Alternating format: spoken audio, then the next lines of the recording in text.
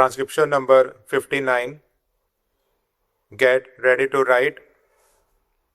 Start. Under the second 5-year plan, the government want to start junior technical institutes. But so far, the education department is not in a position to know what type of junior technical institutes are going to be established in the country. Every time we ask the education department to furnish us with details of their schemes, the reply we get from the education ministry is that some officer of the department has been sent abroad to study this question, and only when he returns from abroad will they be able to finalize the thing. An officer of the education department has been sent to study these institutions in France. I think he must have spent 4 or 5 months in France. But the reply that the education ministry has given is that he could not study the entire scheme and he wants some other officer to be deputed to study.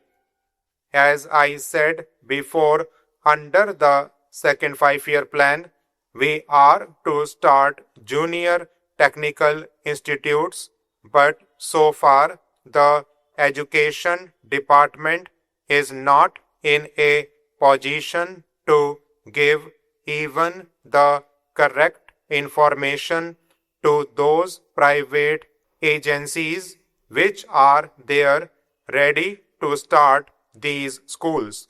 Therefore, I request the education department not to sleep over things but to take very active steps in collecting the necessary information and in helping the private agencies who want to start these institutes in this country. I know my people are suffering because they have been given a very defective type of education. Today, we have to depend upon the reservations. Whenever any vacancy occurs in a department, that vacancy, even if it is reserved, is not filled by a scheduled caste man. Naturally, this type of education will not help a candidate to choose any other profession except to depend upon government establishments. Therefore, it is very necessary at least to see that the scheduled castes, the scheduled tribes, and the tribal people do not depend upon the reserved services. They must be given technical education. For that, the education department will have to spend enormous money. I do not want government to simply waste money in propaganda against untouchability. This is a real step which should definitely improve the conditions and make the scheduled castes to be independent, that is, without being dependent upon government services. Therefore, I would like the Home Ministry to give special directives to all the state governments. I know in some of the states They have started special schools when they felt the need because in many of the other institutions the scheduled castes were not allowed in those days.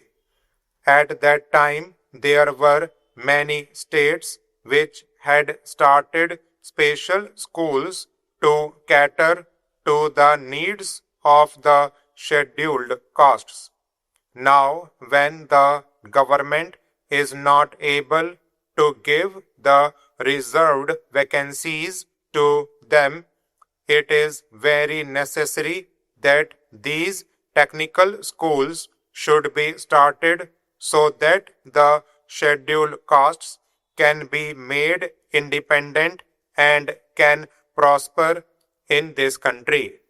I join my friend in expressing satisfaction at the fact that the national income has recorded an increase of 18%, perhaps 7% more than the estimated increase.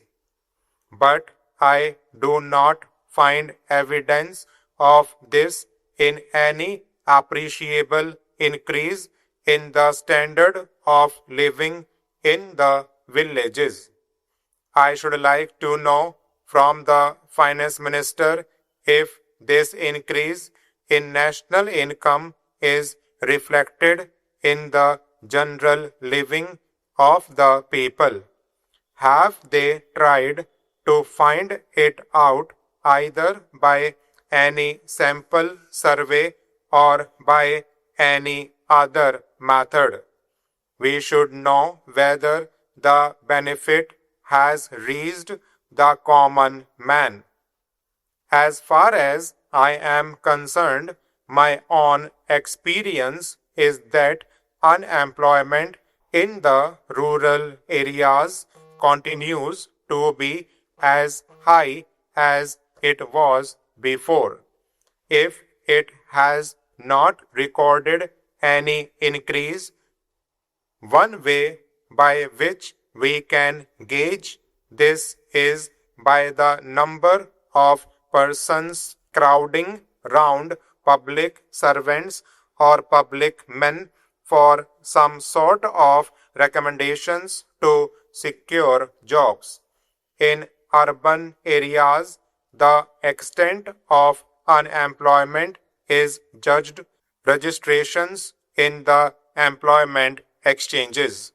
I do not suppose there is any such device for the rural areas, and I think our experience can be depended upon to some extent for finding out the extent of unemployment. This leads me to feel that even though there is an increase in national wealth, the benefit is not going to the common man. Therefore, I feel that we should bring about a very drastic change in the property relations.